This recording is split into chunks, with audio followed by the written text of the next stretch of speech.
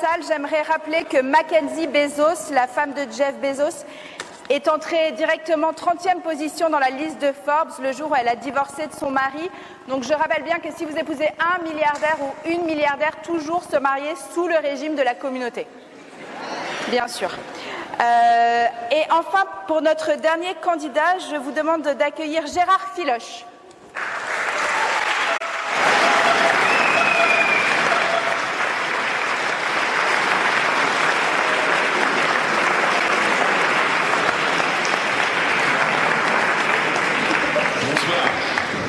La concurrence est rude. Pour le Picsou d'or. La dernière fois, j'avais gagné à la nuit des rapaces. C'était facile, j'avais mis en avant Laurence Parisot. Alors tout le monde la huait. Ce soir, on m'a dit tu attaques Sanofi. Et j'ai un atout dans ma manche. C'est que le PDG de Sanofi, c'est Paul Hudson. Et c'est son anniversaire. S'il vous plaît, faites-lui sa fête. S'il vous plaît, ne le ratez pas.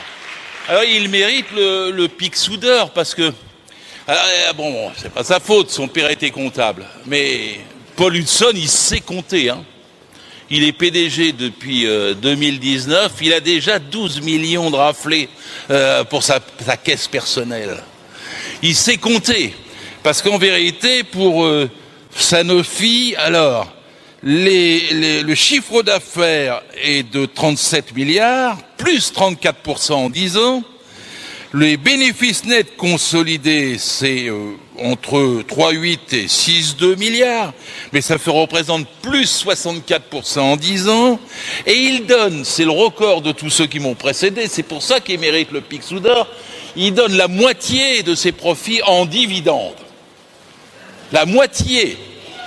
La moitié.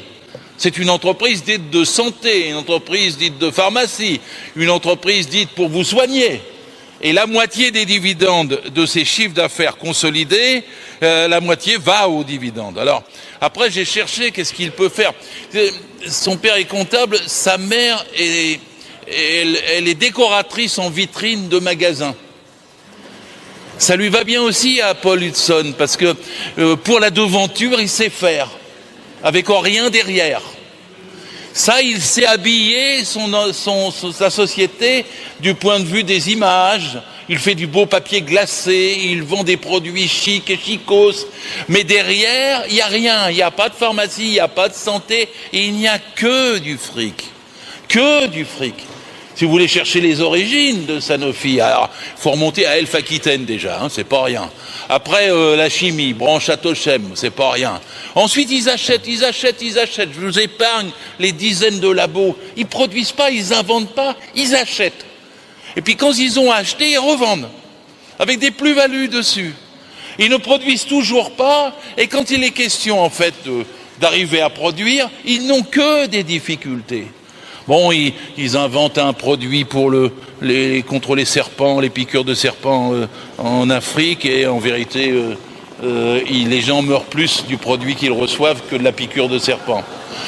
Ils essaient de faire un accord avec le Kazakhstan, ils se font prendre la main dans le sac par les USA, ils ont une amende de 13,8 millions d'euros pour avoir corrompu leurs données au Kazakhstan. Ils sont capables de faire des trafics en Syrie, en Jordanie et dans toute l'Afrique. C'est la constance du jardinier pour ceux qui ont lu le livre de John le Carré. C'est Big Pharma en action. Mais ils ne vendent pas parce qu'ils ne veulent que des produits qui ont la première place, qui ont la médaille d'or. Donc ils ne s'intéressent pas à des recherches autres. Ou tout quand ils en ont, que ce soit pour le diabète ou pour autre chose, ils les bradent, ils les vendent, ils les arrêtent. Ils ne gardent que ce qui rapporte, le Doliprane, le Mahalox, la lysopaïne. Ça, c'est des produits sûrs et c'est ce qui les intéresse parce que seul le fric les intéresse. Et alors, en fait, dans l'histoire, comme j'ai pas beaucoup de temps, eh bien, qu'est-ce qu'ils font? Ils rachètent, ils empilent, ils revendent, ils cognent sur le personnel. Les DRH de Sanofi avaient inventé une façon de noter les plus mauvais salariés. Ils étaient obligés, quand ils recevaient dans les entretiens individuels les salariés, d'en trouver un minimum de 4 sur 10. Pour pouvoir les éliminer ensuite, c'était bien sûr interdit. Ils ont été pris la main dans le sac. Ils ont été obligés de renoncer à ça. Mais c'est comme ça qu'ils voyaient les personnels. De toute façon, sur 100 000 salariés dans le monde, 25 000 en France au départ, il n'en reste plus que 19 640, quelque chose comme ça. Ils ont diminué le nombre de salariés dans toutes les branches. Et ils ont fermé les laboratoires de recherche. Oh, ça ne les a pas empêchés de toucher le CIR, le crédit impôt recherche. Ils ont touché 1,5 milliard en 10 ans, mais ils ont fermé, alors que je sache, c'était sur 15 laboratoires et entreprises de production, il en reste 3. Et l'année prochaine, si Mazarin va fermer, ah non, ils ne disent pas fermer, on déménage. Et ils hésitent dans la façon dont ils font en permanence, parce que c'est autant d'objets de spéculation. Les amis de Montpellier, que j'ai appelé cet après-midi, qui ont fait un document que je vous recommande, qui s'appelle « Sanofi pour les nuls ». Ils ont vécu là-dedans. Et à Montpellier, Sanofi et le PDG, ils ont fait des locaux tout neufs à un moment donné. Pendant 2 ans. Tout était beau pour plusieurs centaines de salariés.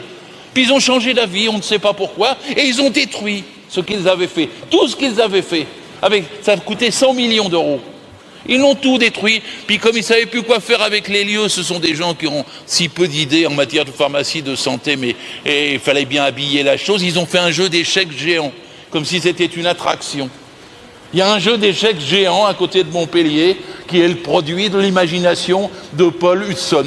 Et ça dissimule 100 millions d'euros d'avancées et de perdus dans des locaux.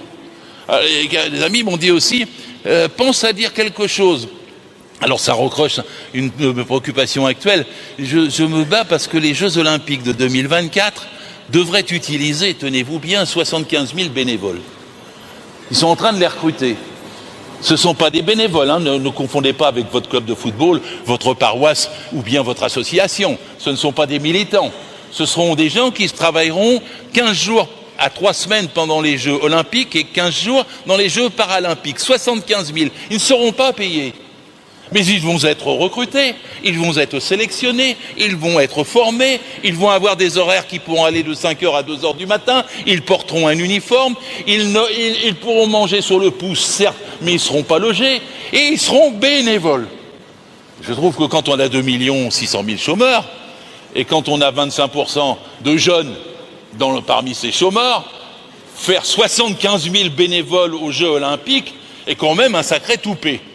Parce que ça représente quand même un détournement d'une passion des gens pour en fait les utiliser dans un travail qui sera un contrat de travail dissimulé, qui sera parfaitement requalifiable et qui sera très dur.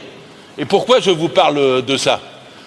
Parce que Paul Hudson a eu une idée qu'il vient de lancer dans Sanofi, c'est que les 2024 de ses salariés, sur les 19 000, qui se révéleraient et se voudraient bénévoles, il leur paiera la moitié de leurs vacances pour qu'ils puissent le faire. Et donc il a lancé une opération 2024 pour les Jeux Olympiques, parmi ses salariés, pour les pousser à être bénévoles, en leur proposant de payer en échange la moitié de leur congé, ce qui me semble très douteux du point de vue du droit du travail et du point de vue de l'intention IA. Mais il y a une clause, c'est qu'il faudra que les 2024 salariés portent un t-shirt avec une des 2 marques de Sanofi. C'est-à-dire qu'ils seront, pendant la période des Jeux Olympiques, aussi bien paralympiques, les porte-paroles, les drapeaux, les porteurs de la marque Sanofi dans les Jeux. Vous voyez ce qui les intéresse en vérité à monsieur Paul Hudson et son conseil d'administration. Souvent on dit « Oh, il ne faut pas d'économie administrée ». Elle est drôlement administrée, l'administration, chez Sanofi. Et comme leur but c'est l'argent, ils ont un peu changé quand même leur propre slogan. Ils avaient un slogan, que je ne me trompe pas, qui disait « L'essentiel, c'est la santé ». Ça peut se comprendre. Ils l'ont changé pour dire « poursuivre le miracle de la science pour améliorer la vie des gens ». C'est les seuls qui sont capables de vous mettre miracle et science à 2 mots d'intervalle.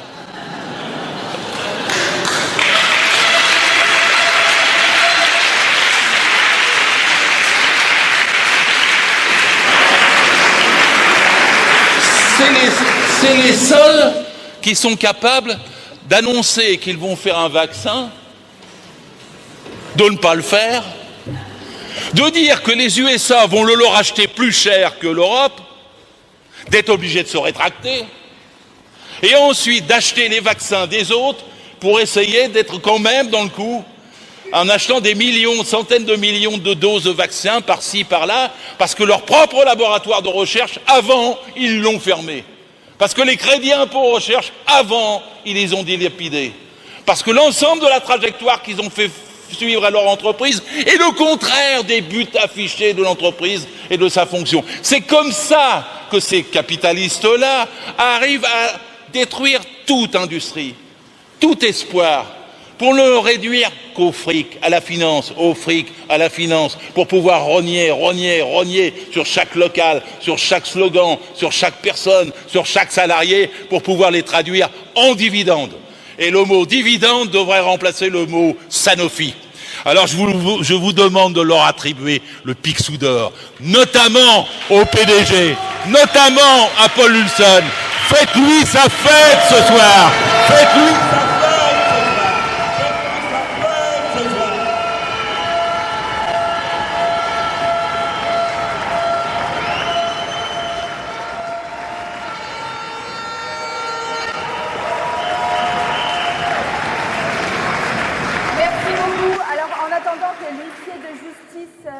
Fasse son travail et calcule les résultats, je vais vous lire une lettre qui m'a été envoyée. Je me suis posé la question de savoir pourquoi est-ce que le président de la République ne tranchait jamais en faveur des travailleurs, des salariés, et il a eu la gentillesse de m'envoyer une lettre qui fait preuve de la même honnêteté vis-à-vis des travailleurs que le vicomte de Valmont abandonnant sa maîtresse dans les liaisons dangereuses. Je vais vous la lire. Les actionnaires cherchent la rentabilité maximale dans le temps le plus court, c'est la loi du capitalisme. Ce n'est pas ma faute. Donc, si les investisseurs se lassent aujourd'hui d'une entreprise qui les a fait vivre pendant de longs mois, ce n'est pas ma faute. S'ils ont envie de chercher plus de rentabilité à l'étranger, ce n'est pas ma faute. Nous leur avons donné de l'argent public, ils en ont profité comme ils l'entendaient, ce n'est pas ma faute.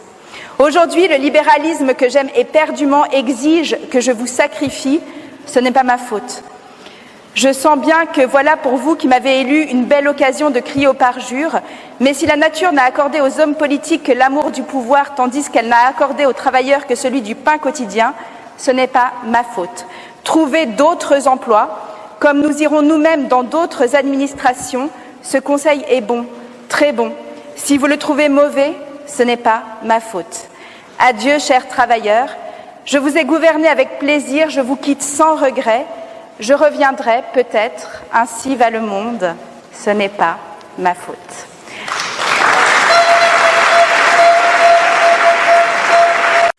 Alors maintenant, le résultat des Picsou d'or. Manon Aubry n'était pas loin. Ça s'est joué dans un mouchoir de poche. Mais le Picsou d'or est attribué à Aurélie Trouvé pour BlackRock.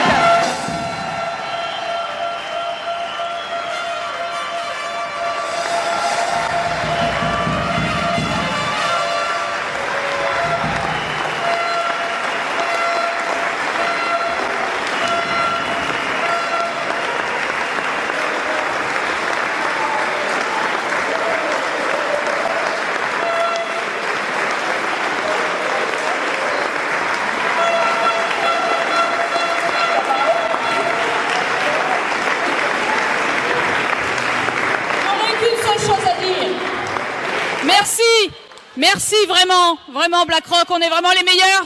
Et vraiment, n'allez pas à la marche dimanche à 14h à Nation, surtout pas. Voilà. Un grand bravo à Aurélie, et d'autant plus que là, elle va recourir à l'Assemblée pour défendre un amendement L214, donc grand merci à elle. Et je vais vous dire, c'est la première fois que j'assiste à une élection honnête dans cette salle. Et moi, j'étais pour truquer les résultats. On a Siam qui tient le pays debout et qui bosse en maison de retraite. Et c'est la seule véritable travailleuse de tout le lot.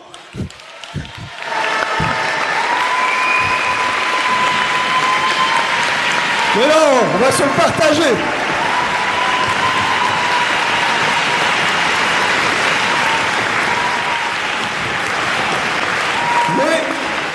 Il y avait un huissier scrupuleux et qui a tenu que, comme dans toutes les organisations politiques de gauche, le résultat soit transparent, clair et la véritable démocratie interne. Ça a fonctionné ici ce soir. Donc moi je vous dis simplement pourquoi on est là. Je rappelle, il y a une marche dimanche, c'est une marche, c'est comme un escalier à gravir. La température du pays aujourd'hui elle n'est pas chaude, faut pas se la raconter. Donc il faut faire monter.